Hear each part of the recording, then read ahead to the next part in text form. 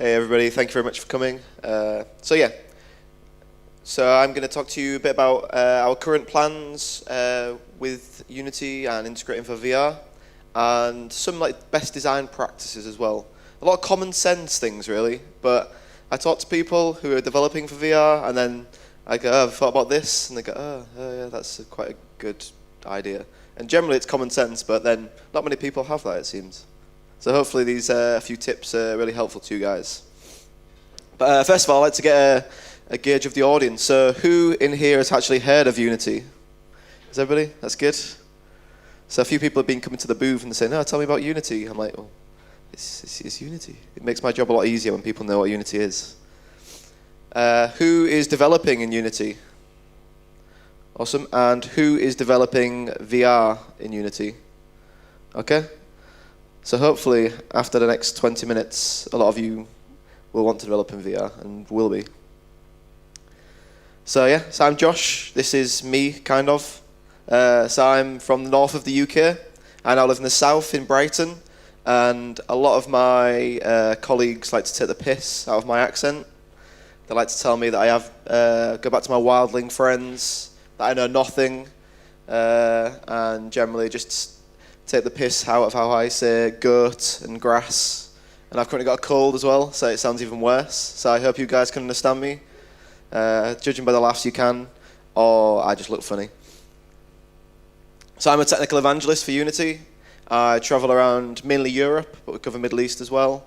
And I basically spread the love, I preach, I go knock on people's doors and saying, "Have you heard about the news about Unity?" And talk at conferences, I deliver training, technical blogs, go to meet big studios who are starting to adopt Unity, which is awesome, and help them out in any way that I can, really. So Unity loves VR, and that works. It doesn't work on here, but it works now.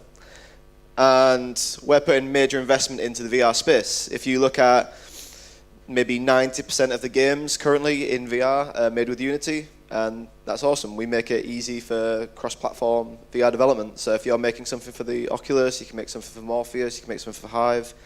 That's the whole idea of Unity. We want to support as many platforms as possible, and that's what we're trying to do with VR.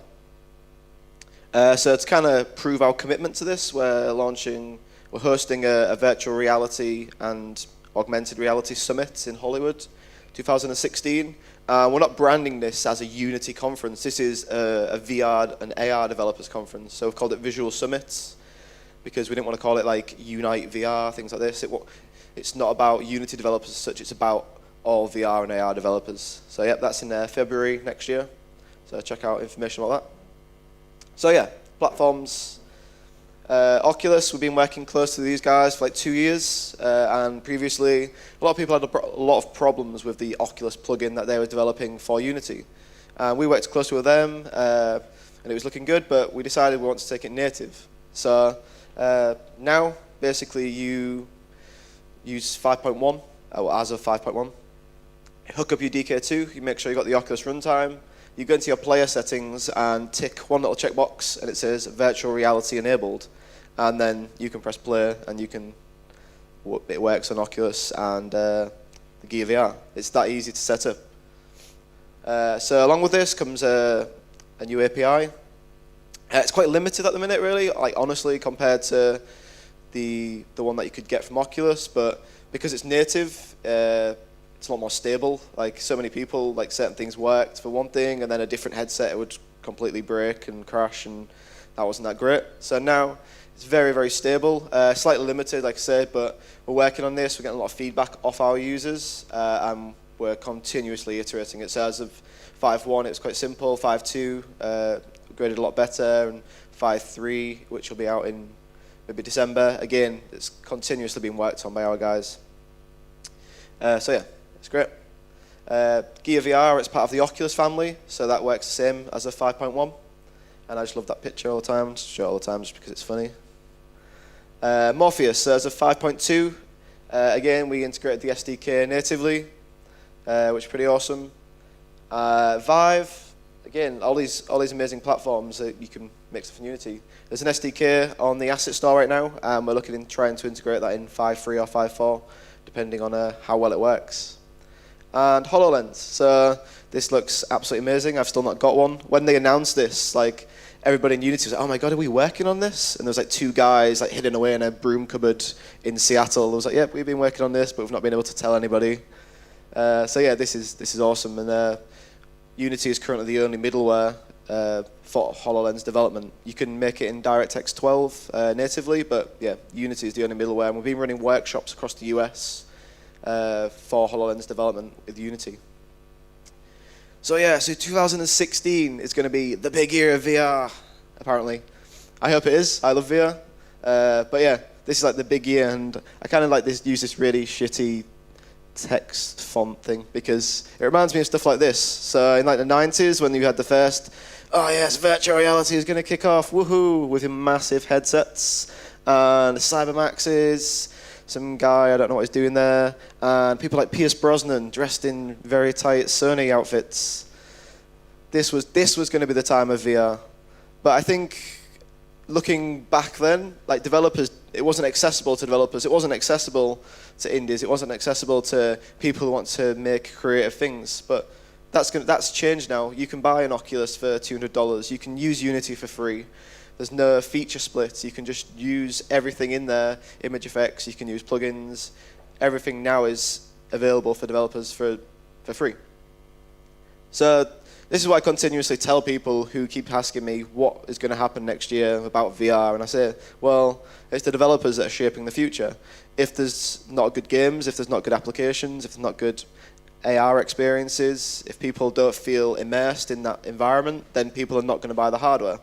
Like I love like Mario and I love Pokemon, and the only reason I buy a Nintendo DS is because I love Pokemon so much. So the software sells the hardware, and that's the only reason I play my 3DS on flights and things like this. So it's up to developers, it's up to you guys. So you guys have to be nice to your players. The very first Oculus experience I had was this exact same roller coaster game, and I didn't fall over like this, but the guy had to stand there and hold every person because every person was like falling over this way because there's this bit where you make a jump on the tracks and you do feel pretty dizzy. This was maybe about 2 years ago that I tried this. Ever since, I've been using the Oculus a lot more, so I'm used to this. I can be thrown around. I can be kind of like in VR and chucked around. But if I give this to my grandma, she's going to like fall over and break her hip straight away. Like, this guy is like having the worst time of his life. And like, what's the betting that this guy is not going to try another VR experience? So you've lost a consumer straight away because you've thought, oh yeah, let's fuck him up and make him fall over. So yeah, so be nice to your players. Like, we're developers. Like, I spend a lot of time if I'm making a VR game. Like, maybe if I'm at the office all day, maybe for 8 hours, maybe I've got 3 hours of that with a headset on. So I get used to this. I kind of like get my VR legs. We learn to ignore like crazy like shaking. Like, our brains now know it's real. We're not trying to be immersed. We're just saying, oh, does this work? Yep, it works. Like, let's fix this. Oh, does this work? Yep, let's fix that. Like, we're not playing the game as a consumer. We're not like walking around very slowly trying to look at everything because we're just testing it quickly. So yeah, players are not like, we need the fresh, young, innocent brains. So they're expecting it to be real. They want to feel immersed. So don't traumatize them like too early, I guess. Let them decide what they want to do. So if when I go into an Oculus or when I try a VR game, and people, they always have to ask, oh, have you done this before? Like, yep, I've done it before. Like, okay, that's cool. But then other people, it's the first time. So let them come into a world, let them start slowly, and then if they want to have that ramped up, let them do that. And then people are hugely different. So the tolerance is not kind of a limit. You can't learn it, some people. Some people have the worst time ever. Like, most people have the worst time going downstairs. And I was talking to another guy, and he said, yep, I'm fine going down the stairs, but as soon as I go upstairs, I just like puke everywhere, and it's the worst thing ever. And our audience, so like when I test games, when I like give it to people, generally at a conference, there may be 20-year-old guys between 20 and 30, all with pretty good eyesight, quite healthy and fit. Like, that's not maybe the consumers that you're aiming for. Maybe you're aiming for 5-year-olds, maybe aiming for 80-year-olds. Maybe they're can't get out of bed, maybe they're in a little people's home, but you want to give them a nice experience of walking past a river and that kind of very, very like slow, nice feeling. Doesn't have to be like hyper realistic. Just give them a nice, pleasant simulation rather than in VR chucked around with a roller coaster, things like this.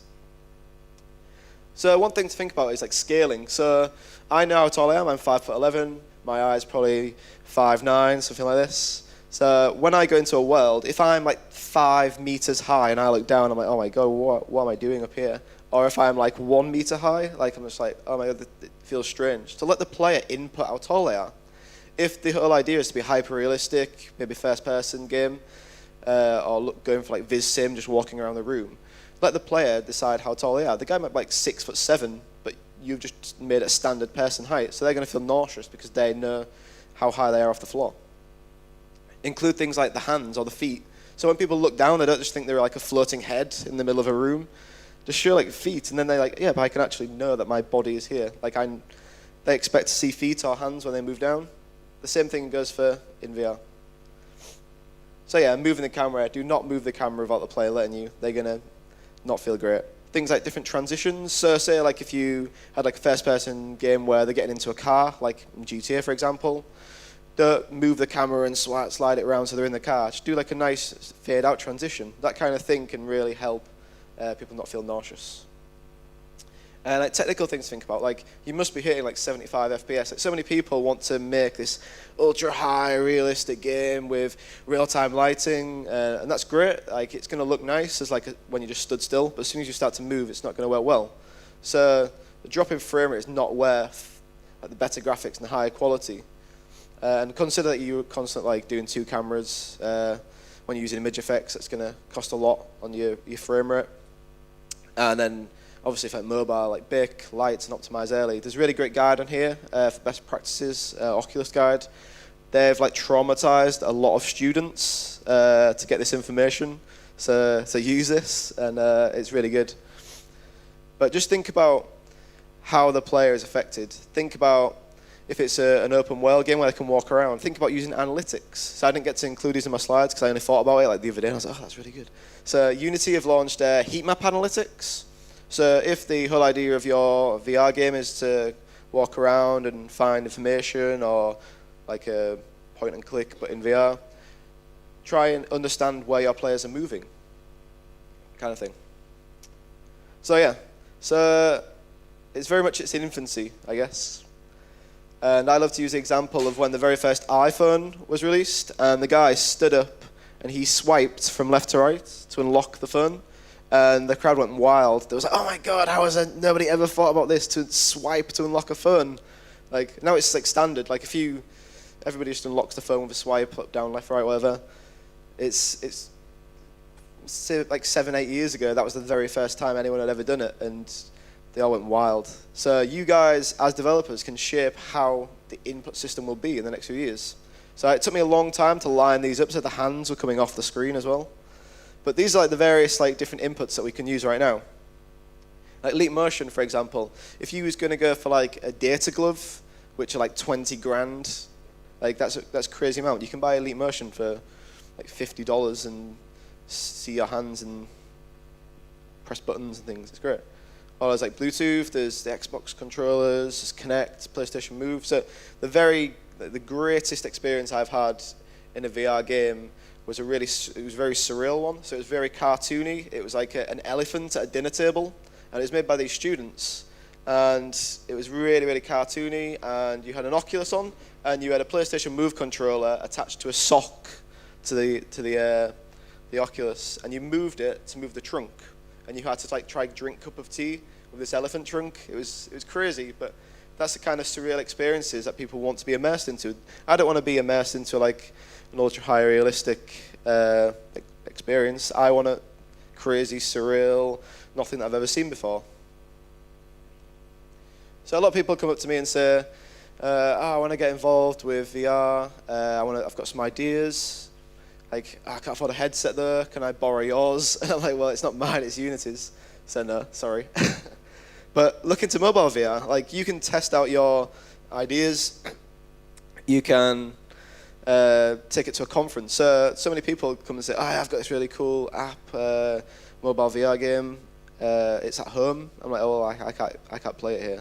Are you going to bring it in? And they're like, oh yeah, I'll bring it in next time. But you want to, at a conference like this, there's so many developers around. Bring your games, your apps, your VR experiences just on like things like this. It's really cheap. You can get them from like $5 to up to like $50 for decent ones. And there's various different plugins that you can use for Unity. So there's Alps and Dive, which are the two best ones I've found. Really, really great, really easy to implement. Nearly as easy as the Oculus native integration.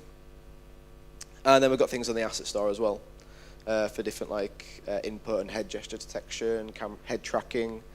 Again, the asset store is amazing, really, what's on there for so cheap or free. And then there's some awesome projects as well. So it's taking different inputs and applying them to maybe like real world experiences. So this is a dude on a bike, and he's got some like tracking systems to decide when he's pedaling.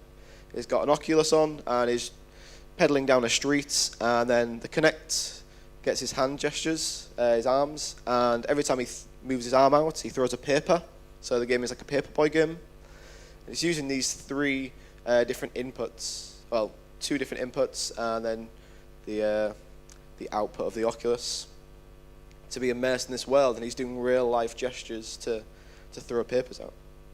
This one is made by one of my friends. It's an Oculus with Elite Motion on, and the left hand is the past, and the right hand is the future, and then everywhere else is the present. And this is just done, just getting his hand movements and different layers, which is pretty awesome. And then this one is made by Radial G, some guys in Brighton where I'm from. This is the kind of commercial product that's available now on Steam. So these guys kind of saw it early.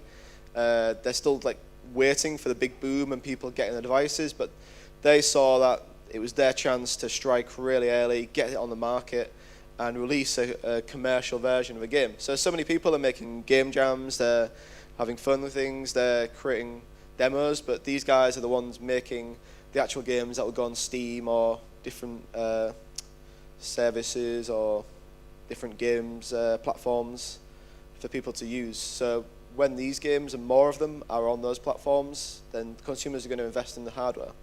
And then you've got Elite Dangerous and Alien Isolation that have adapted their games to be for VR. Like I hate Alien Isolation, it's so scary. I don't do well with scary games. But yeah. So the main thing that I want to talk to you, like hope you guys can take away from this is just have fun. Like VR is amazing and hopefully it's going to take on, but as developers, like I say, you can shape the future. What you make in the next year is going to be available to people, and they're going to think this software is going to sell the hardware. So it's up to what you guys can create. Because we never really know what the consumers are going to take. So, like I said, people want software to sell the hardware, and you guys can do that. But yeah, that's me. Hope you have some questions, or come talk to me on the booth after. Some people don't like to ask questions in front of an audience, but thank you. In regards to passing video from video capture into the display, do you have like a solution for improving the frame rate and speed for that? For moving a video directly from video capture to being rendered without like improving that conversion? So you're looking at like 360 video display, in like a skybox or a cube map, or? Yeah, but directly connected from the capture to the display and the. So we don't have anything that advanced yet. We have video playback, but not video capture yet. But that's the kind of thing that we want feedback on to understand. Do enough people want this to develop it further? I do. I saw an article headline from someone at Oculus that said that VR was the hardest learning curve for developers. So what are your thoughts on that? Yeah, I mean, definitely. Like I said, no tolerance is learned. Like, everybody is different. People have, like I said, people have a lot of problem going downstairs in VR, or people have it upstairs. Like, it's very different to normal gameplay. I can give my mobile game to 20 people, and maybe 18 of them will give me the same feedback, and 2 of them will just say, I just didn't like it. Whereas VR, it's not about the actual gameplay itself as well. It's about the immersiveness, the experience, the inputs. because, like I say, it's in its infancy. Like everybody knows how to use a mobile phone. They know how to touch, they know how to swipe, but not enough people know how to use an Xbox controller or use a Bluetooth controller or use Leap Motion. It's very, very different. So every single VR experience that I've seen is very different. Like a PlayStation Move controller on a sock on your nose. Like every one of those is hard to learn, and how the players react to that, and getting used to like DK1s or DK2s. Like they're very pixelated still, but they're improving. So it depends, like further down the line, of what we can do with that and how consumers take it. Because developers, they're used to it, as I said. Consumers are the ones that need to be convinced. So I did want to ask, this whole controller issue with VR, there's so many companies making hardware right now where you don't have to deal with that on PlayStation, Xbox. It's a rumble pad, right? So do you see that changing? Do you see it kind of solidifying into a standard type of controller? I think when you look at what companies are doing now, so when Oculus will launch, that will launch with an Xbox One controller. So they're kind of saying this experience is meant for you to be sitting down in a comfy chair with a controller, like you would do a console. The same with the Morpheus, so that's going to become bundled with a PS4. So again, you will have the PlayStation 4 controller. So them companies are saying, we're hoping you will use a joypad controller for this. Whereas if you look at the Vive, you've got two like this. So they're saying, we want you to move around the world and interact. And then you've got the Oculus ones as well.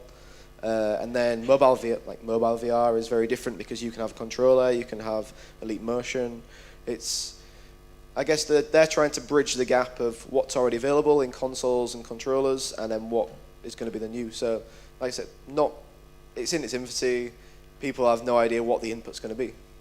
Well, I know my wife's not going to like it if I've got a dozen different controllers in the house. But eventually, everybody might have cameras around their house everywhere, like she won't like that VR either. house. Like you never know what's going to happen.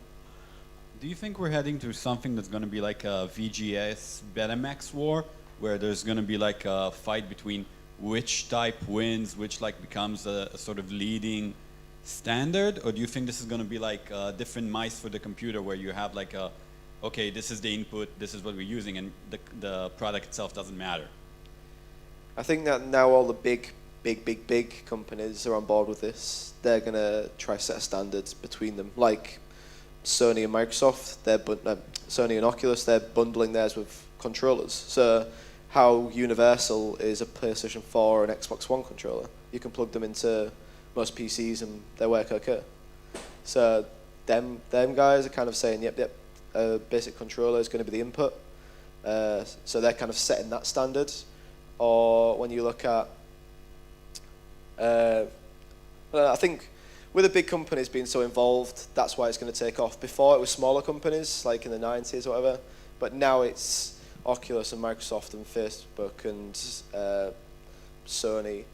Those guys are going to work together to do something for all consumers, because there's no point in being so like separate from one another. That each one does different things, I guess. Like the Vive, you need a full room for that, whereas the Oculus and the Morpheus are going to be more sit down and play. Yeah, but the question is, like, will you be able to run this experience with that device and the other way around, or are we going to get like this sort of a separation where like suddenly the market has to decide on one? I honestly have no idea, but us at Unity, we're trying to make it so that as developers you can export to those platforms. There might be very different changes, like you would do for, say if you was making an iOS game compared to a PC game, it's still the same game, but it's different input. But that's what we're doing at Unity, is to make it so that you can have cross-platform games, so it's still the same game, but maybe with different input or higher resolution for better devices. And that's what we always try to do. What are the chances that VR will end up as joysticks? You know that joysticks are like, how many percent of the people had joysticks? Like 100% needed keyboard, but not all of them. Only the one that played Flight Simulator used joysticks. And I have no idea. It's up to what developers create and the standard that people set. Like I said, people might have cameras around their whole house to get everything. People might think, actually, VR is shit, let's do AR instead, because AR, you can still see the world around you. We don't know what's going to happen. So like you said, it's up to us to shape it. Yep. Developers have to shape the future. All right, well, That guy's like, rock on. let's give a big hand to Josh for his talk. Thank you very much, Josh.